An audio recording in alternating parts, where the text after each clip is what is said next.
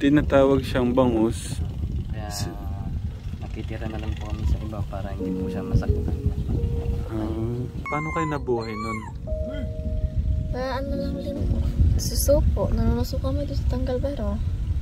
Tapos nagtatrabaho siya doon sa umaano siya. Saan kayo nakitulog? Dito po. Ayan po, dyan kami. Andyan po yung may-ari. Binigay na po ako baka para wala na po pamigit sa kanya. Tapos yung nagsama na po kami, okay na po sa kanya, bali wala po. Wait, ang sakit naman nun. Pabigat kay papa mo? Apo ba? Kaya siguro namanhikan na po kami, tapos yung nagsama po kami.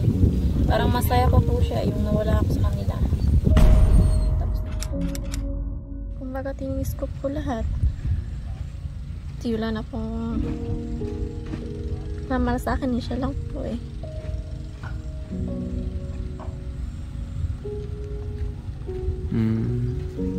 Masakit naman. Hindi, okay lang. Masakit talaga yun. Pariwara na po ako noon. Mga 8 years old pa lang po ako. Umiinom na po ako ng alak. Tapos naninigarilyo na po ako. Na kumbaga nung bata pa po ako na ko na po naisip ko. Kayain ko na po kaya sila magbisyo, ganun po.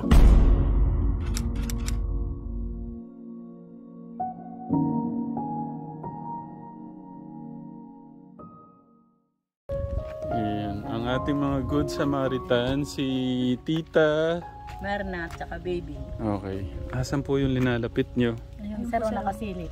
Okay. Nakasilip siya. Tanong ko lang ho muna, Tita.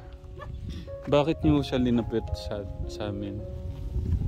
Sa kalagayan nila sir na mag-asawa. Kasi sir, dito kami kumain ng tanghali. Nakita ko sir. Sabi ko, diyan kayo natutulog.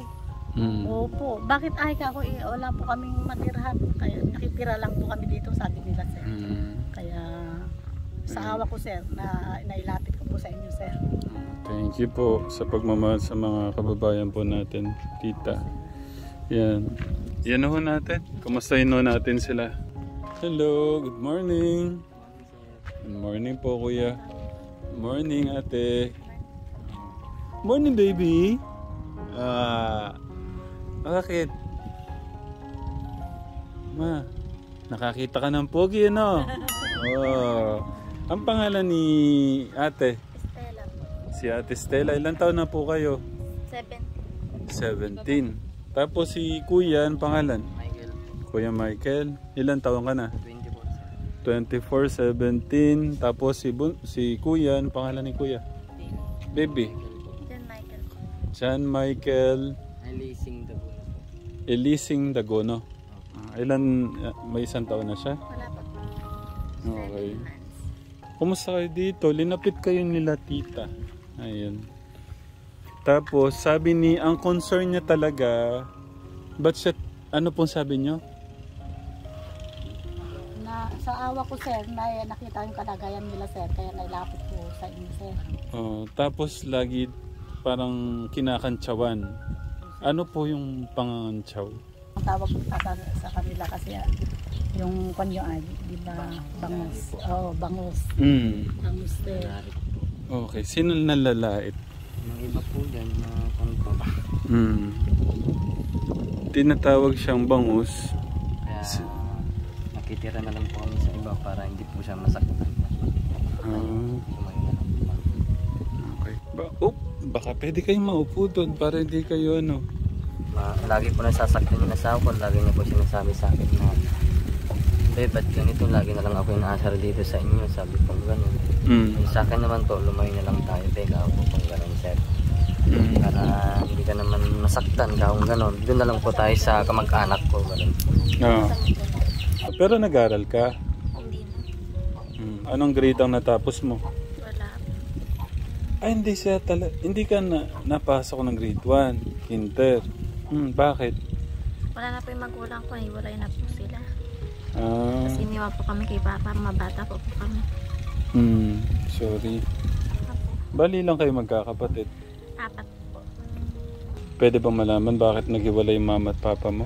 Kasi lasinggero daw po yung papa ko eh. Okay. Kailan pa kayo iniwan ni papa mo? Tagal na po, dyan din po sila nakatira sa may biyanan niya po. Ganan. Doon sa may Bodega po. bodega. Pwede ba tayong lumipat doon? Pwede bang maupo dito? Pwede naman po. Okay lang ba? Pakwento mo sa amin natin kung bakit nag-iwalay si mama at papa mo? Dahil po sa alak, nag-iwalay silang dalawa. Kaya hindi po ako nakapag-aral kahit grade 1. Tapos lumayo na po si mama, nag-asawa po ng iba. Ilan taong ka no, nung nag-aaway sila, magulo? Wala pa po, bata pa po ako nun. Baby pa po ako nun. So baby ka pa lang, wala na. Opo. Si papa mo? Wala na po. Si papa po nag-alaga sa akin. Si papa mo, hindi pala si mama mo nag-alaga sa'yo? Hindi po. O sige, okay lang pakwento sa amin. Anong kwento ni ni papa mo? Si papa po, siya po nag-alaga sa amin 4. Tapos ang pinapadede niya sa amin asukal sa katubig. Tapos yung dalawang kapatid ko lumaki, kinuha ni mama.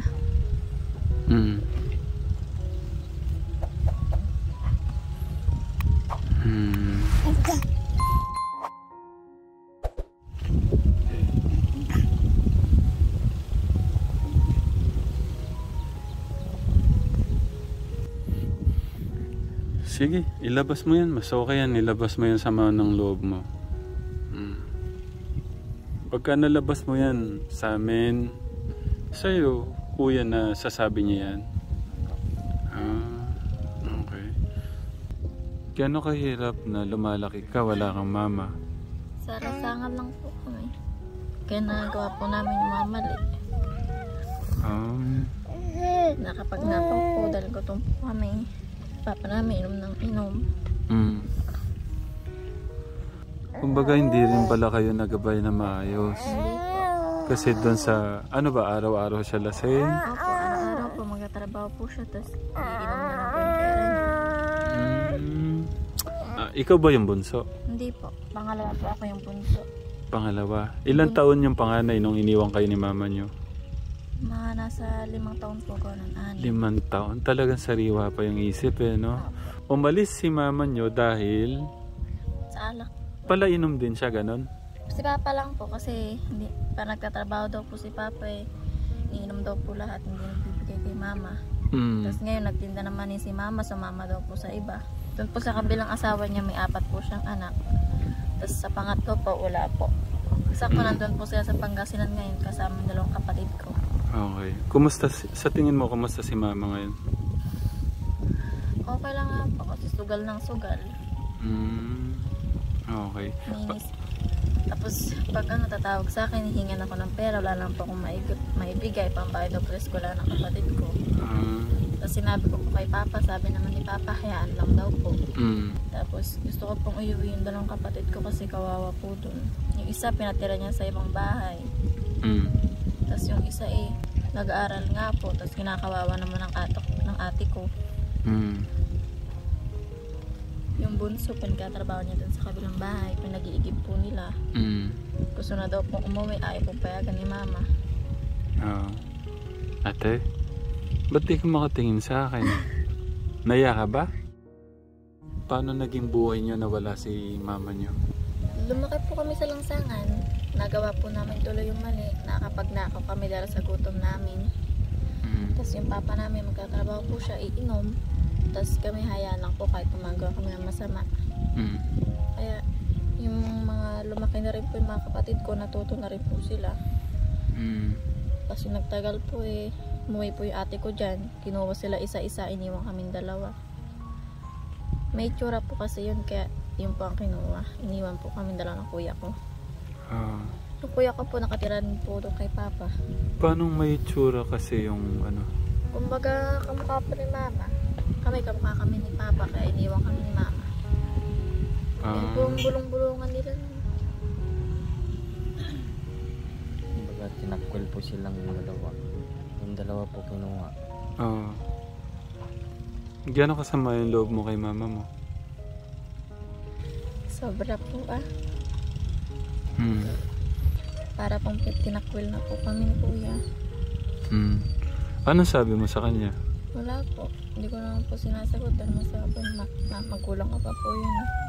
Hayaan ko lang po sila, kaya dito na po kami lumaki. Tapos kakilala ko po siya dito. Nagbabaka din siya.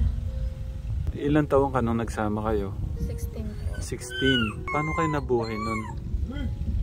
Ano lang din po. Susupo. Nanunuso kami doon sa Tanggalbero. Tapos nagkatrabaho siya doon sa pumaano siya. Saan kayo nakitulog? Dito po. Ayan po, dyan kami. Andiyan po yung may-ari, yung pinaglakad kanina. Ano yung naintindihan mo doon sa nangyari sa buhay nyo? Saan sa tingin mo yung malaking mali? Iniwan po ako ng mama ko. Mama mo? Tapos tinakwil po ako bilang anak niya. Dami sabi na po nila dyan, pati yung magulang niya porkit ganito daw po kami. Ganito daw po itsura namin. Pati po yung mga magulang, tinatakwil po kami bilang apo.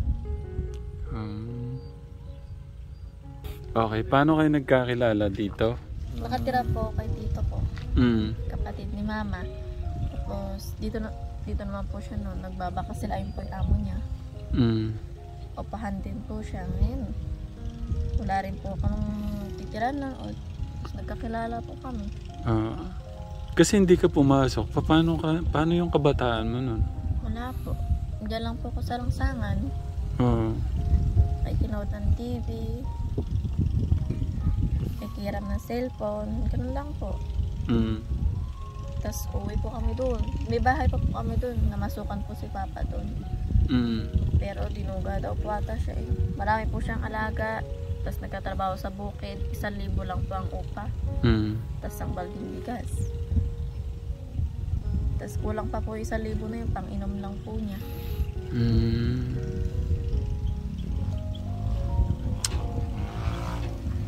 Tapos yung nanganak po ako, wala pong tumulong sa amin. Kahit yung nanay niya po. Sinamahan po kami. Sinamahan po kami hanggang ospital. Pero alam ko po wala po kami pera. Kaya inanak ko na lang po sa ambulansya yun. Pinilit mong ilabas sa ambulansya. Para kasi pagka napunta ka pa ng hospital, wala po kami pera eh. Ikaw kuya, nung una mo siyang nakita, ano yung naramdaman nun? Na ano ba, nahulog ba yung loob mo? Na starstruck ka? Paano ba? Gabi pong nagkita po kami. Gabi kayo nagkita? Sa truck po nun. Tapos kinabukasan po, nalaman po ng lahat. Tapos tinawag po yung magulang ko tsaka po yung papa niya. Kumbaga ano po yun, mamamanhikan na po kaagad. Kinabukasan lang, mamamanhikan ka na? Opo, mga 3 araw po. Ba't ang bilis? Opo, yung papa niya po kasi para may mag-alaga na po sa anak niya. Kumbaga parang binibigay na po sa akin, halagaan ko na po habang buwan. Tapos nag-oo naman po ako, kaya ko naman po, kahit pa extra lang po. Okay, wait lang, ulitin ko ha. Si ate, dumating dito sa trabaho nyo, tapos 3 days lang, kayo na. Opo. Ba't ang bilis mong ano? Pumayag na po si Papa eh. Para binigay na po ako, baka para wala na po pabigat sa kanya. Tapos yung nagsama na po kami, okay na po sa kanya, bali wala po. Wait, ang sakit naman nun. Pabigat kay papa mo? Apo, parang kaya siguro namanhikan na po kami, tapos yung nagsama po kami. Parang masaya pa po siya yung nawala ako sa kanila. Tapos nalalaman ko, inom lang po siya ng inom.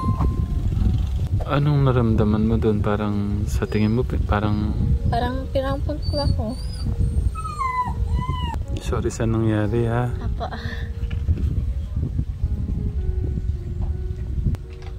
Kasi wala ka namang kasalanan dun eh. Nagkulang lang sa paggabay si mama at papa mo. Kaya sa tingin kong ganito. Pera mamaya ito. Tapos sa rent. Pati na po nanay niya, di kami magkasundo eh. Oh, bakit? Nasungit po sa akin yung nanay niya, kaya lumayo po kami dun. Mga mauyaw din po. Paano mo pinaglalabanan yun ate? Kasi parang na-reject ka na ng mama mo.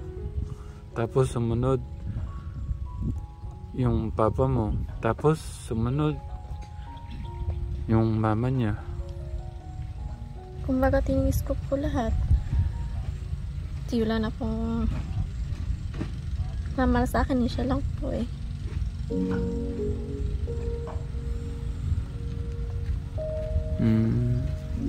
Masakit Okay, sir. naman. Hindi, okay lang. Masakit talaga yun.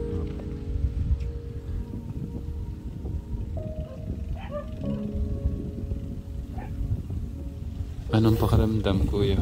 Yung asawa mo? Masakit din po. Naiyak din po kaya ayaw ko lang po iiyak eh.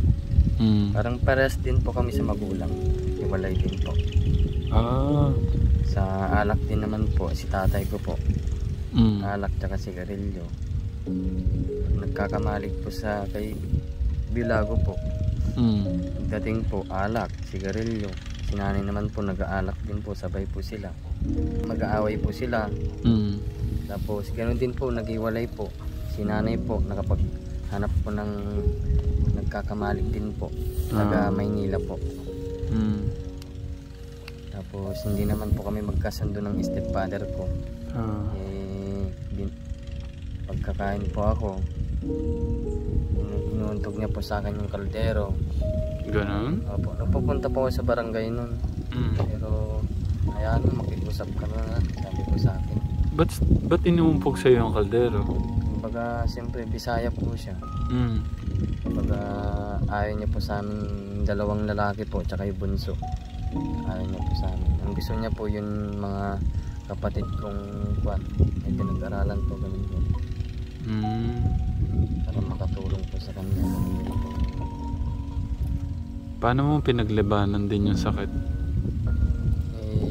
Pariwara na po ako noon. Mga 8 years old pa lang po ako. Umiinom na po ako ng alak. Tapos naninigarilyo na po ako. Na kumbaga nung bata pa po ako na pan ko na po naisip ko. Kayain ko na po kaya sila magbisyo. Ganun po. Kaya hanggang ngayon po naninigarilyo rin po. Tsaka alak din po. Pero nung nagkaanak na po ako, pa-jab-jab na lang po. Para yung ang diaper na lang po yung... Ano yung gusto mo sabihin kay mama at papa mo? Wala na po, yung gusto ko lang po mag-ingat na lang po sila. Yun na lang po ang gusto mo sa kanila. Tsaka si tatay po nasa Isabela na po eh. Pag may problema pupunta po sa akin, hihiram ng pera. Sabi niya, pag papalitan niya po pag nabenta po yung lupa po nila sa Malig po, sa Malig Isabela. Pero 3 buwan na po, wala naman na po ako nababalitaan. Yung pinagbentahan po ng lupa namin po dun eh, wala po kami natikman. Kay ate, yung mama niya tumawag, hiram din ng pera. Tumawag din si papa mo, manghiram ng pera. Punta po dito po noon. Nagpunta dito. Tapos sa inyo po humingi, no? Pambayad daw po yung eskwela ng kapatid ko. High school. Okay lang din naman yun. Wala naman ding ano. Kaya lang sa kabila ng lahat eh. Parang hindi ko masukat ano. Sa pagpapalaki ni mama at papa sa'yo din ate. Tinuturo ba yung mga tama at mali? Si nanay ko po. Mama mo? Opo. Nagbawalan niya po ako mag-bisyo ganun. Kasi sa katawan po. Hindi yung mga pangaral na dapat anak ganyan, ganito, ganyan dapat, nagsisimba, nagdadasal, magkalimutan ng ating Diyos. Sino? Yun din po tinuro sa akin ng mama ko, magsimba daw po tuwing linggo. Kaya po may Bible po kami dun sa nagsisimba po kami sa Pangasinan. Mag-anak din po namin. Gumagawa kami, kumakanta, nagdadasal ganun po. Sumasayaw. Pero ngayon, gaano natin kakilala ang ating Diyos ngayon? Nagdadasal ba tayo gabi, umaga? Kinakausap ba natin siya? Si ate? Opo, kinakausap ko po. Sana mabuo po yung pamilya namin. Kaya naman po ni mama. Ayaw na daw po niya kay papa eh. Masaya na daw po siya sa may asawa niya ngayon. Pero tinatawagan ko pa rin po. Doon po yung kapatid ko eh. Kaya lagi ko sila tatawagan, naki-open po ako dun sa baryo. Video call ko sila. Nakamusta na po ako, pati apo niya. Okay lang naman po ako, kahit po dyan ka ako, kamusta. Tapos pag tatawag po ulit. Nag-birthday yung kapatid ko, mihiling sa akin, panghanda daw lang po ako naibigay. Ako, wala pa naman po kami pera kako. Hirap din kami kako. Kaya yung bumagyo, nandito rin po kami. Pati yung nandun kami sa bundok, ganoon din po yung bahay namin. Bumagyo, lumipat po kami dyan sa may kabila. Anong plano nyo ngayon sa buhay? Nag-uusap ba kayo sa future, kinabukasan, ganon? Sabi pa namin na kuha po namin yung birth certificate niya sa pabinyagan po. Kahit magagawa lang po ng maliit na bahay. Sakaling nabili na po ito, may mauuwian po kaming bahay. Yun naman po ang gusto ko naman. Pero kumusta yung ano nyo? Sa'yo muna Kuya Michael. Kumusta yung ano mo kay mama? Okay lang naman po. At minsan bumibisita po ako doon. Wala pong trabaho. Pupunta po ng hapon. Nangyari na lahat yung mga hindi magandang nangyari. Sa ngayon, kumusta yung ano, yung puso nyo? Kumusta yung pagmamahal at respeto nyo sa mga magulang? Okay pa rin naman po. May pagmamahal pa rin po sa inyo. Tsaka sa ama. Kahit na wala po yung tatay ko, nasa malayo po. Namimisi rin po namin. Kahit na masakit po nung hinahayaan na lang po namin. Kung wala rin naman po sila, wala po kami. Kaya okay lang po sa akin.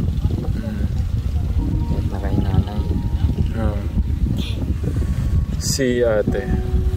So, ganun din po. Parang nawala na rin po yun. Kaso naalala ko lang po lahat kaya naiyak po ako eh. Kumbaga, mahal ko pa po yung mama ko. Naalala ko lang po sila at kaya naiyak po ako. Okay. Kumbaga, kinakamusta pa po kami. Nagtira po kami nandun. Pero minsan pagka naalala mo lahat, parang yung sakit eh, no? Opo, parang nawala yung tiwala ko yung mama.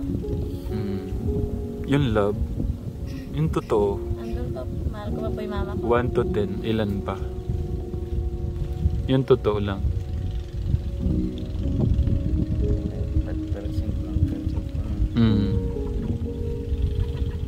1 to ilan yung ano mo pa? 10 po, mahal ko pa po yung mama ko. Kahit ganun ang nangyari. Kahit ganun po. Papa mo? Ganun din po. Ikaw Kuya? Sa akin hindi po. Pwede malaman yung kung 1 to 10? Nasa sa 5%. 5 lang. Kay mama mo? Nasa lang po 9. 9. Okay. Mas ano yun, importante naging honest ka. No? Thank you Don. Pero sabi nga ng ating Diyos, ano man ang ano. Pero hindi ko maano yung damdamin nyo kasi kayo yung may karanasan eh. Pero ganun pa man ang nangyari, sabi ng ating Diyos, yung pagpapatawad, kababaan ng loob, no? Tapos ano man ang mangyari, mahalin at respetuhin at talagaan pa rin natin yung mga magulang natin. Kumbaga, kailangan mag-move on eh. Yung tunay na kapatawaran talaga na nanggagaling sa ating Diyos, yung pagmamahal. Okay. Pero ganun pa man, nandyan na yun eh. Nangyari na bilang kayo, next generation naman, lalo na kay baby, gawin nyo lahat. Huwag nyo muna sundan para hindi kayo mahirapan masyado. No? Kailangan nyo munang talagang ganyan. Una, talagang napakahirap. Talagang mahirap talaga yung okay lang nag-aral, nag-ipon, tapos mag-aasawa. Kasi hindi ko din kayo masisi kasi si mama at papa nyo hindi talaga nagabayan, nagkulang dun eh. Kasi walang pagbabago kung ganun din ang gagawin nyo dun sa anak nyo. So alam na natin yung dapat gawin. So dun sa kamalian na nangyari, dun na tayo natuto. So, sana wag na maulit.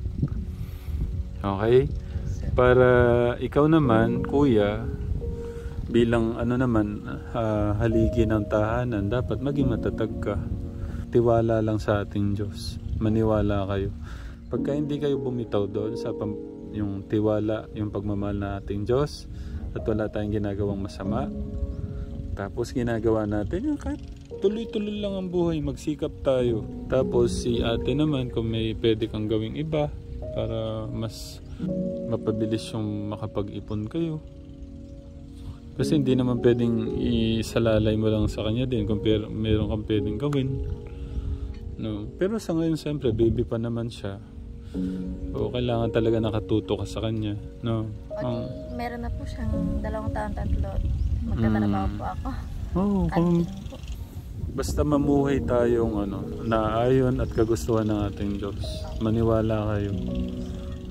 Gaganda at giginhawa yung buhay natin para sa kinabukasan. Okay? Pagmamahal ng ating Diyos yan, ha? Galing yan kay God.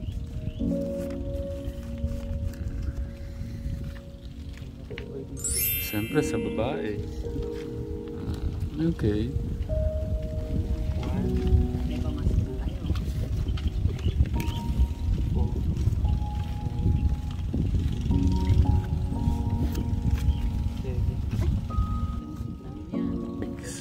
Mahal na mahal kayo ng ating Diyos, ha? Ha, kuya? Maging maging positibo ka, kuya. Sa araw-araw ng laban ng buhay, ganyan talaga. Nagsama tayo ng ganyan talaga. Pag may sarap, meron talagang hirap. Nakasama. Basta yung pagmamahal mo sa asawa mo, wag magbabago, ha? Pagka nagbago yung pagmamahal mo sa kanya, ako yung makakalaban mo. Kasi ikaw lang yung parang sandigan niya ngayon. Ikaw yung kaya siya lumalaban dahil sa'yo, sa anak niyo. Kaya mas lumaban ka. Ikaw naman, ate, yung yung kung ano yung pwede nating may tulong. Darating naman tayo doon. Siyempre bilang asawa, magtutulungan kayo talaga. No? At wala kang dapat ikahiya kanino man. Ha? Okay, wala kang dapat ikaya kanino man. Sabihin mo, wala akong dapat ikaya kanino man, Kuya Ram.